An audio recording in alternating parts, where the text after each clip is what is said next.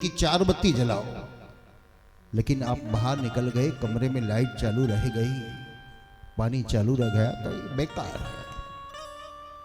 तो माँ का वो स्वभाव है, इसलिए माँ बार बार बच्चे को डांटती है, बेटा बेसिंग का नल बंद कीजिए, लाइट बंद कर। बच्चे रास्ते में कागज डालते, हम भी डाल देते हैं, जहां तहां कचरा तो हम ही करते हैं, क्योंकि हमें आदत हो गई, हमने पहले से ऐसे ही किया, कोई टोकने वाला है नहीं, तो जहां तक डाल देते। विदेश वाले लोग यहां आते हैं तो अपने बच्चे डालते हैं तो कहते बेटा बैग में रखो, बैग में रखो, क्योंकि उनको पता है वहां डालेंगे तो दंड लगेगा। तो बच्चा डालता नहीं, और हम किसी को बोलते ही नहीं, डालो जहां भी डाल दो। कचरा पड़ा होता तो माँ कहती बेटा बीच में क्यों ऐसा डाला, डस्टबिन में डाल दे। ये रोज बालक भी आदत है और माँ का भी स्वभाव है, इसलिए बार बार डांटती है।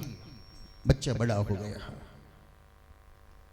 एक बार इंटरव्यू कराया जॉब का, और इंटरव्यू में जाना है, देरी हो गई थोड़ी, ट्रेन पकड़नी है, और बच्चे की भी जो आदत थी और माँ का स्वभाव था, जाते जाते माँ ने आवाज किया बेटा ये लाइट ऑफ कीजिए, ये बेसिंग का नल बंद कीजिए। बच्चा कहने लगे माँ मुझे देरी होती है, तू क्या रोज रोज ये झंझट करती है। माँ ने कहा नहीं बंद करके जाओ। बच्चा गया, देरी हो गई, बहुत से लोग इंटरव्यू दे के चला गया है, 2-3 बंदे बाकी है, वो निराश हो गया और सीढ़ियां चढ़ना है, क्योंकि 5वें मंजिले पे उसकी ऑफिस है। जल्दी जल्दी वो सीढ़ियां चढ़ता है, इसकी नजर गई दोपहर में, भर दोपहर में लाइट चालू थी। माँ का शब्द का टकोर लगा, लाइट बंद कर दीजिए। उसने तुरंत कर, इतने लोग आते जाते कोई देखते नहीं, लाइट चालू है, बंद कर दिया। आगे दूसरी सीढ़ी में गए तो बेसिंग का नल चालू था। हम जैसे बोलते वो भी बोलने लगे, इतने लोग देखते नहीं कोई। उनको शब्द याद आया माँ का, बेटा बंद कर दीजिए, बंद कर दिया। रास्ते में कचरा पड़ा था, एक साइड डस्टबिन में रख दिया। लास्ट नंबर में वो आ गया, निराश हो गया, अब मुझे जॉब नहीं मिलेगी, कोई सिलेक्ट तो हो गया होगा। बच्चा गया ऑफिस में, साहब को फाइल दे रहा है, बिना फाइल देखे साहब ने कह दिया तू सिलेक्ट हो गया। अरे साहब मेरी फाइल तो देखिए। साहब ने कहा तेरी फाइल देखने की कोई आवश्यकता नहीं है, ये मैंने तेरी फाइल देख ली, देखिए कैमरा में। मैंने जानबूझकर लाइट चालू रखी थी, बेसिंग का नल चालू रखा था, रास्ते में कचरा रखा था, कि किन लोगों में इतनी रिस्पेक्टता है। वही मेरी एग्जाम थी, वही एग्जाम थी इंटरव्यू की। बाकी ये तो नॉलेज तो, डिग्रियां तो पैसा से सब कुछ मिल जाती है, जो विवेक है वो बाजार से नहीं मिलता, वो तो अपने आप से। इसलिए तुलसीदास जी कहते हैं बिनु सत्संग विवेक न होई, राम कृपा बिनु सुलभ न सोई। सत्संगની આવશ્યકતા એટલા માટે છે। સંપત્તિનો અભાવ નથી, પણ સત્સંગનો અભાવ ચોક્કસ છે। કુભાવ નથી કોઈને। ઘણા બધા અનુભવ અમને થાય, ક્યારેક ક્યારેક ફ્રી સમય હોય ત્યારે એમ થાય કે ચલો ગૌશાળાના માટે કથા કરીએ, એટલે વાત કરીએ, એટલે એમ કે મહારાજ કોઈ આવશે નહીં સાંભળવા, કોઈ કશું કરશે નહીં, એની ચિંતા તમે છોડો, બસ તમે એકવાર એમ કહો કે આ જગ્યાએ તમે કથા કરો, ના કરતા સારું કરો, અને પછી બધા જ કહેવાય બહુ સરસ થયું, બહુ સારી કથા થઈ, બહુ આનંદ આવ્યો, ફરી ફરી આવતા રહેજો। એટલે કુભાવ નથી, અભાવ છે। કદાચ સ્વાર્થ હોય તો એમ કે ભાઈ આ ગામવાળા ના કે છે 2-5 લાખ નહીં મળે તો આપણે ઘાટામાં જઈએ, પણ આપણે તો બિઝનેસ છે નહીં। मिला तो सही, न मिला तो भी सही, मैं मेरी मन की मस्ती क्यों घुमा दूं। ये अनुभूति से, और अनुभूति प्लस पॉइंट की होती है, माइनस तो होता ही नहीं। एक बार लंदन में मुझे एक पंडित जी मिले थे, उन्होंने कहा कि शास्त्री जी मुझे घाटा आया। मैंने आश्चर्य लगा, अरे कैसे घाटा, कौन सा धंधा किया तो घाटा आया। उन्होंने कहा यार मैंने यहाँ भागवत रखा था, तो मैंने भागवत में घाटा आता कहाँ से?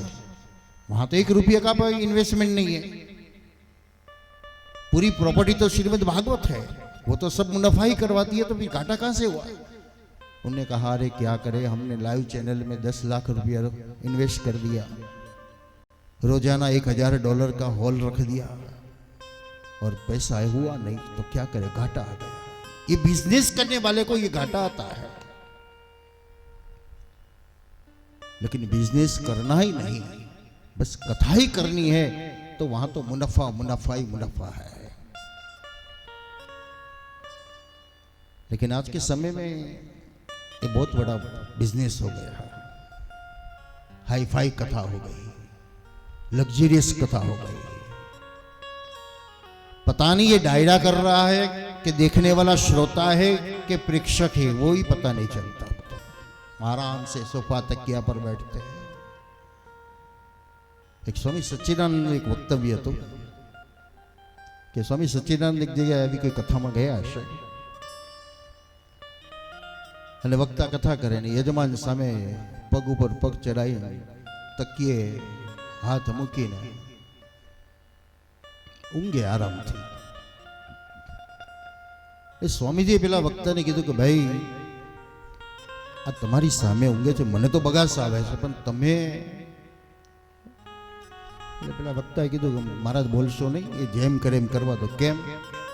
એ અમારી દૂધની ભેંસ છે, એટલે ઊંઘે તો એ વાંધો નહીં અમારે, નહીં તો પૈસા નહીં હાલે પાછો।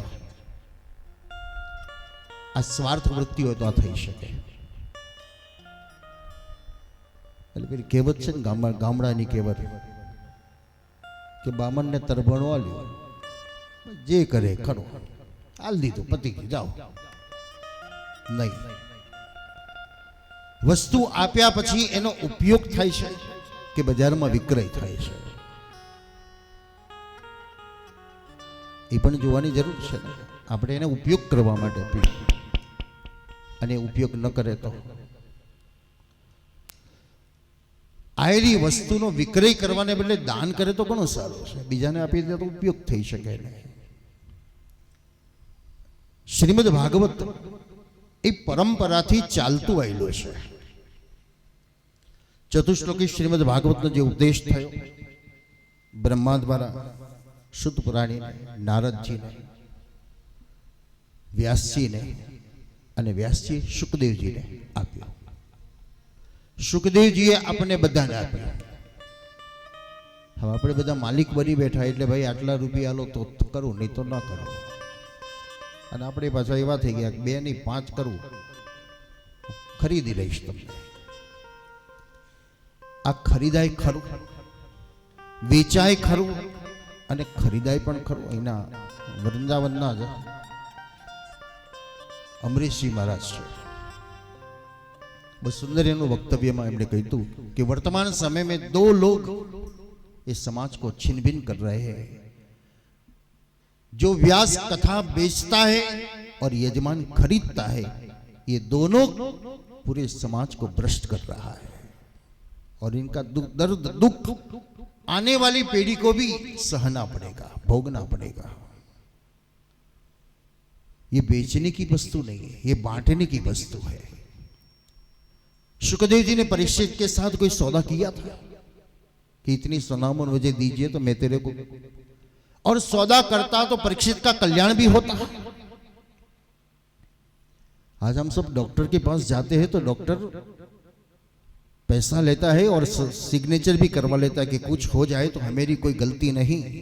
शुकदेव जी ने परीक्षित के पास सिग्नेचर नहीं दिया कि मैं सुनाऊं तेरा कल्याण हो या न हो, मुझे कोई पता नहीं।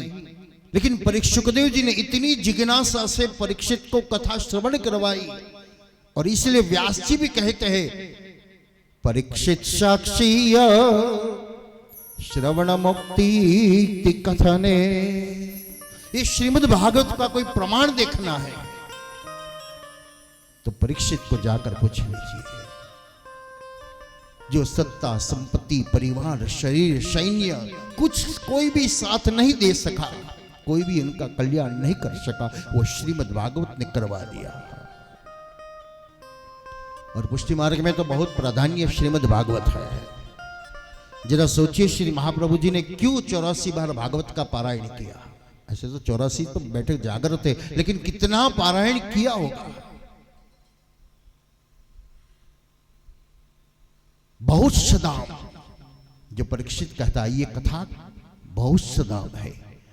और गोपी गीत में गोपी क्या कहती है, तव कथा अमृतम,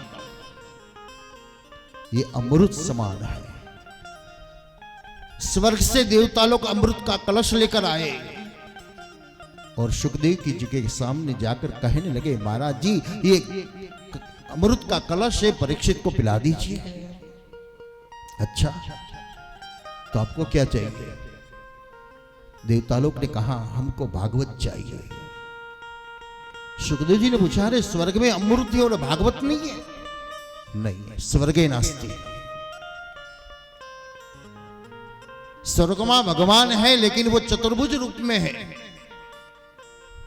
लेकिन ब्रज में जो भगवान है वो साथ में खेलते हैं, साथ में खाते हैं, साथ में सोते हैं, उनके साथ पकड़दार रमते हैं, संताकुड़ी रमते हैं। वैकुंठ के भगवान के सामने जाकर सलाम ही झुकना पड़ता है।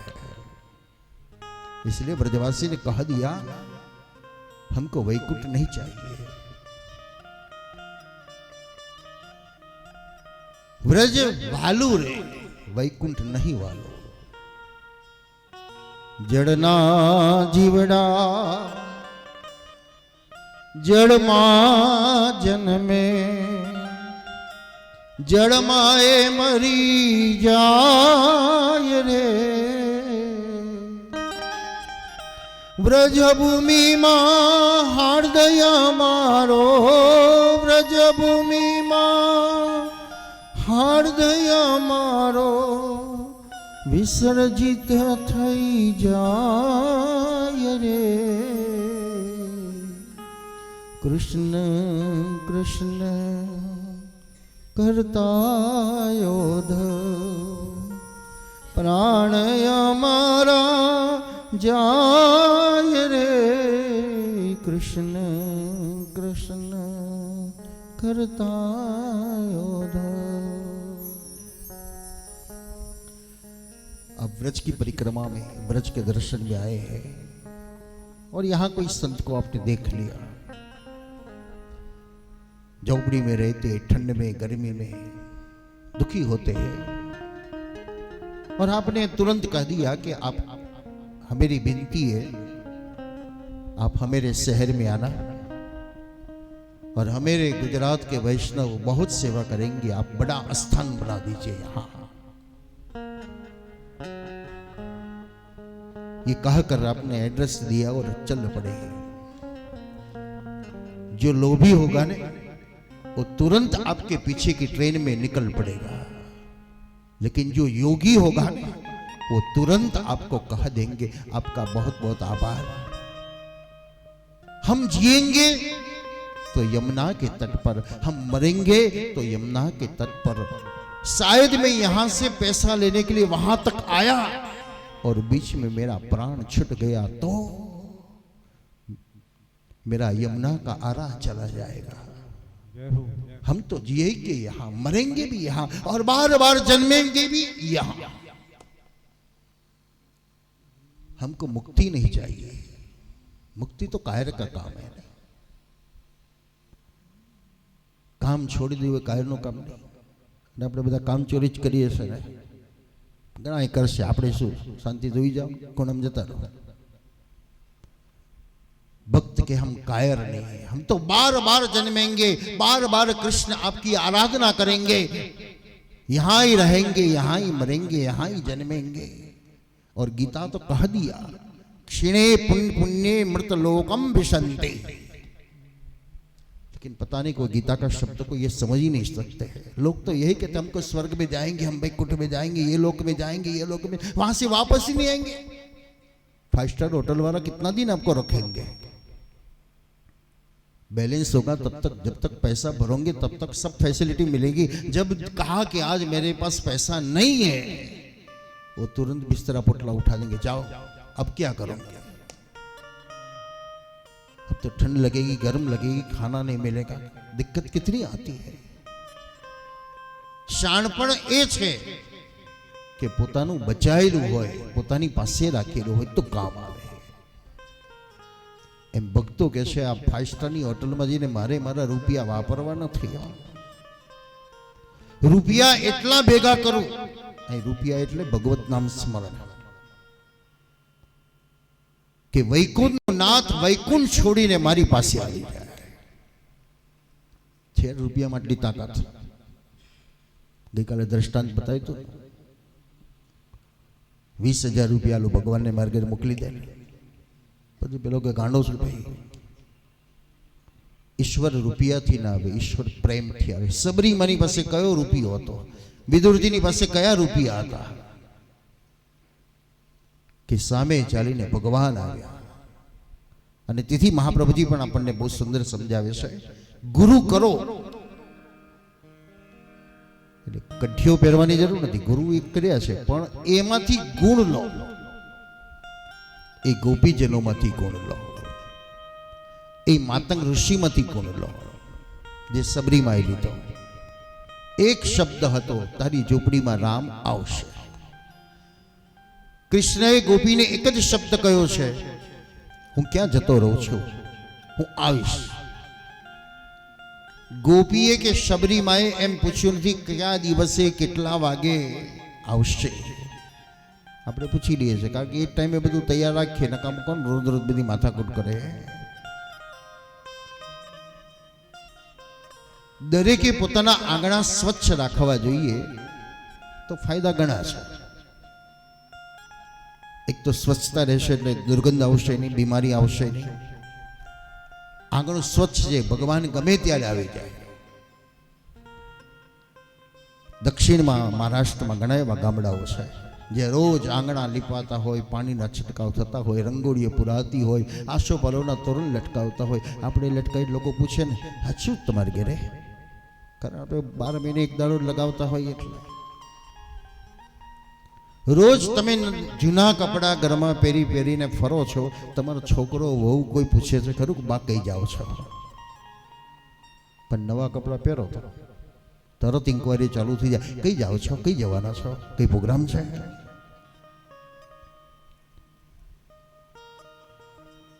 ગોપીને એક વિશ્વાસ હતો, आधी रात निखंड की लोग नगर के सोए, जिसको चिंता यार की वो कहां से सोए. ब्रह्म गीत की जो एक कथा है, उद्धव हम पूरी रात तक जागते सोते नहीं, क्योंकि कृष्ण काला है और काली अंधारी रात हमको कृष्ण की अनुभूति कराती है, और दिन होते ही हम सो जाते हैं. चल बसी रात ढल चुका चांद, चलो सो जाए, हो गई हमसे मुलाकात, चलो सो जाए.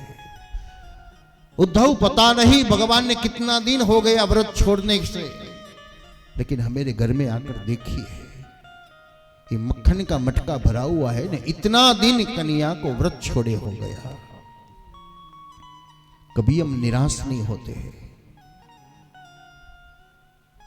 कभी दुखी भी नहीं होते कि आज नहीं आया, अरे कल आएगा, आज आएगा, आज आएगा, आज आएगा.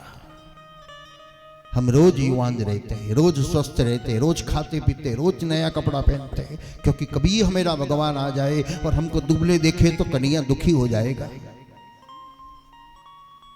हम दुखी नहीं होते, हम इंतजार करते हैं. प्यार प्यार सब कोई कहे, प्यार न जाने कोई, एक बार प्यार कर लो श्री कृष्ण से.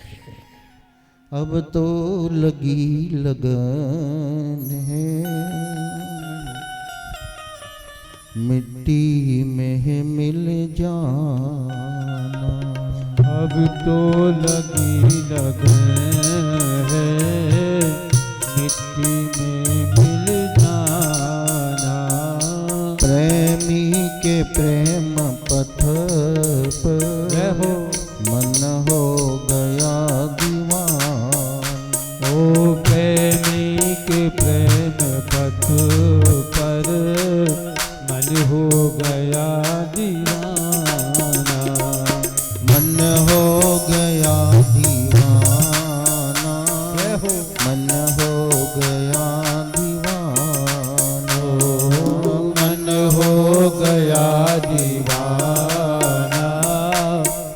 मन हो गया दीवाना। प्रेम क्या है वो मीरा से पूछिए, प्रेम क्या है वो राधा से पूछिए।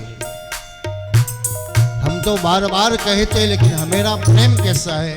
सेल्फिश प्रेम है। जब तक काम नहीं होता है, जब तक कुछ नहीं मिलता है, तब तक इनके पीछे पीछे घूमते हैं, और जब काम पूरा हो गया हम चल बसते हैं। गोपी से पूछिए, मीरा से पूछिए, और पूछना है तो राधा से पूछिए।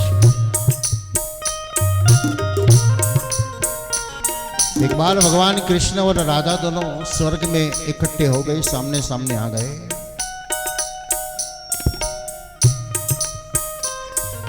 भगवान ने थोड़ा दुख हुआ, जिस राधा को मैंने छोड़ दिया है वो कभी मैंने उसको याद नहीं किया, वही आज मेरे सामने आकर खड़ी है, मैं क्या बोलूंगा। कृष्ण का सिर झुक गया। श्री राधा जी ने सामने जाकर कहा, कैसे हो द्वारकाधीश जी, प्रसन्नता में विराजते? ये शब्द भी कन्हैया को अच्छा नहीं लगा। राधा तो मुझे कटाक्ष में कहती है, मैं तो तेरा कन्हैया हूं। श्री राधा जी ने बताया, कन्हैया थे, अब तो आप कितने बड़े हो गए। कैसे? यमुना का मीठा जल छोड़ दिया और समुद्र के खारे पानी में चले गए। वेणु को छोड़ दिया और शंखनाद करने लगे, कितने बड़े हो गए आप। कन्या ने सोचा, ऐसे में सुनती रहूंगी तो ये मुझे बार बार मुझे डांटेंगी, कुछ न कुछ कहेंगी, मैं बात को थोड़ा घुमा दूं। राधा, हाँ बोलिए, मैं तुझे बहुत याद करता था। अच्छा, मुझे याद करते थे? हाँ, इतना याद तेरी आती थी ने, कभी कभी मैं रो लेता था, आंख में आंसू आ जाते। श्री राधा जी ने कहा, अच्छा आंख में आंसू होते थे? हाँ। भगवान ने कहा, राधा तू भी मुझे याद करती होंगी? हाँ, याद तो करती थी। तू भी कभी कभी रो लेती होंगी? तब राधा ने मना कर लिया, मैं रोती नहीं थी। कन्हैया ने, याद करती, इतना वियोग में तू रोती नहीं, मैं तो रो लेता था। तब राधा कही बोली, नयन में आपको बसाया है मैंने, नयन में आपको बसाया मैंने, आंसू के साथ निकालना मैं नहीं जानती, मैं तो नयन में बसाया है आपको। जय हो, जय हो।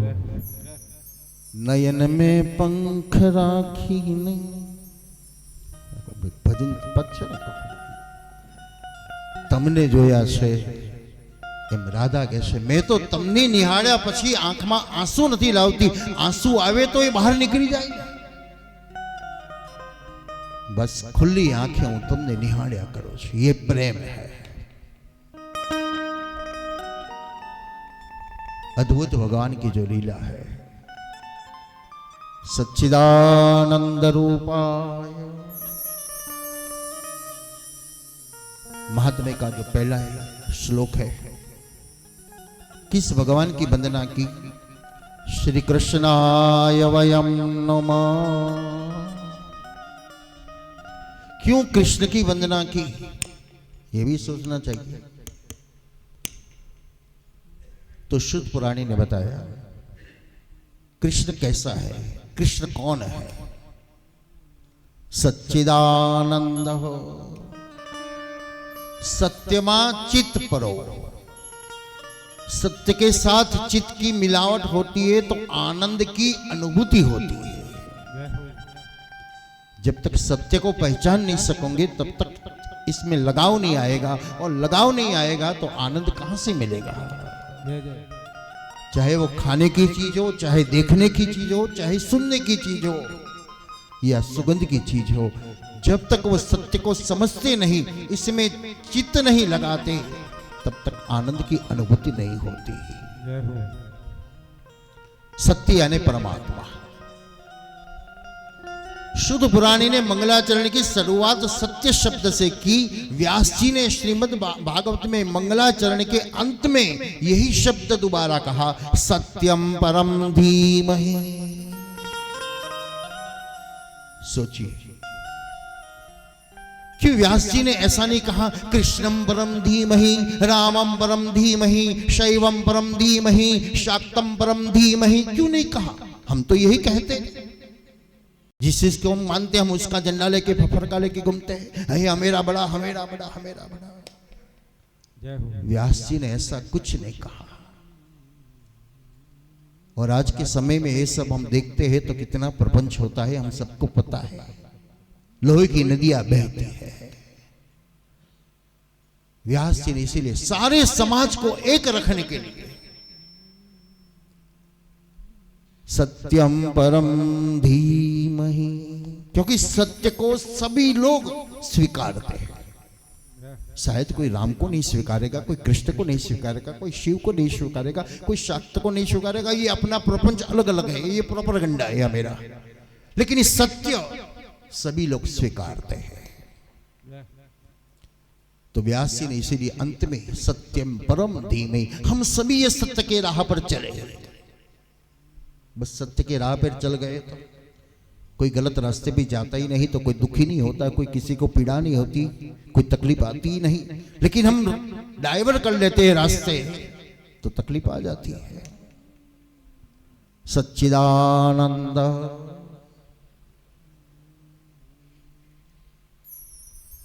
તમે રસોઈ બનાવો છો ને છોકરાને નિશાળ જવું છે, નિશાળ જતા જતા શર્ટ પહેર્યો ને શર્ટ ફાટલો છે, એટલે છોકરો તરત નાનો હોય એટલે કે મમ્મી કપડું ફાટલું છે.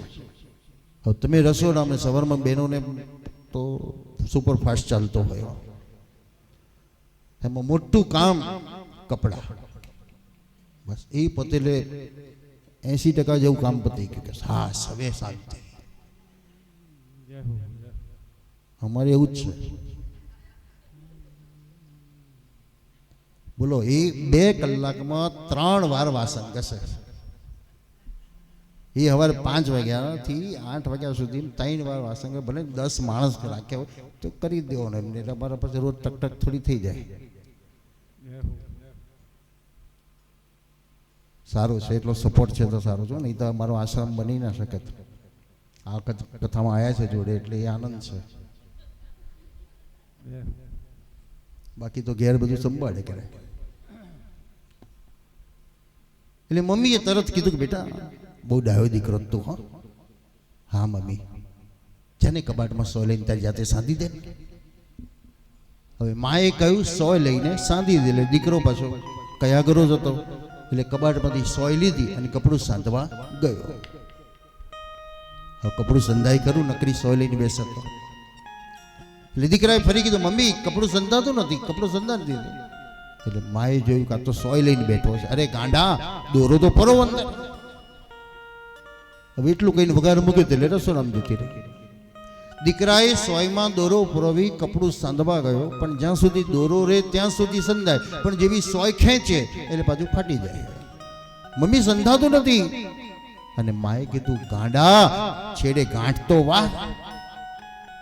બસ કપડાને કેટલું અંતર છે, 1 દોરો 2 દોરાનો, પણ એને એક કરવા માટે સોયની જરૂર છે, દોરાની જરૂર છે અને ગાંઠની જરૂર છે. શાસ્ત્ર એમ કે છે ભગવાન આપણાથી હજારો માઇલ દૂર નથી. ભલે નડિયાદથી ગોકુળ દૂર દેખાય, પણ તમારા હૃદયથી ગોકુળ દૂર નથી. છે તો આટલું બધું દૂર કેમ દેખાય છે? તો ટેરો છે. કયો ટેરો છે? અજ્ઞાનતાનો, મોહનો, માયાનો. તો ઈશ્વર દેખાતો નથી. હવે એ ટેરાને દૂર કરવો હોય તો આ 3 વસ્તુની જરૂર છે. ઈશ્વર સાથે એકમય બનવું હોય તો મનરૂપી સોયની જરૂર છે, ચિત્તરૂપી દોરાની જરૂર છે અને શ્રદ્ધા, વિશ્વાસ, નિષ્ઠાની ગાંઠની જરૂર છે. સુરદાસજીનું અંતિમ પદ જે કે છે દ્રઢઈના ચરણ કેરો ભરોસો, સાધને ઓર કછ નહીં ગલી में जासु होत निवेरो भरोसो, દ્રઢઈના ચરણ નખેરો ભરોસો. પણ આજે ભરોસો બોરિંગ ઉપર છે, પણ કોની ઉપર નથી? માણસ માણસમાં નથી. કેમ નથી?